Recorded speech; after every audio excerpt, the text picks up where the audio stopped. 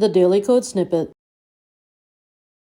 When you want to add an image, you're going to use the image element, which also has different attributes. The source attribute tells the browser where to find the file, so it is important to understand how to create the correct file path. The alt attribute is for alternative text.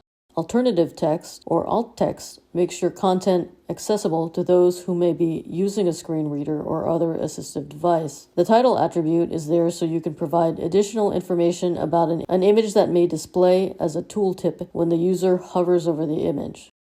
The title is similar to a caption. The image element is also an empty element and is written out as image opening tag source attribute equals file path / image name dot image file format in quotation marks, alt attribute equals image description in quotation marks, title attribute equals image information in quotation marks / In HTML5, the end / was removed, and it is now okay to write it out as image opening tag source attribute equals file path / image name dot image file format in quotation marks, alt attribute equals image description in quotation marks, title equals image information in quotation marks.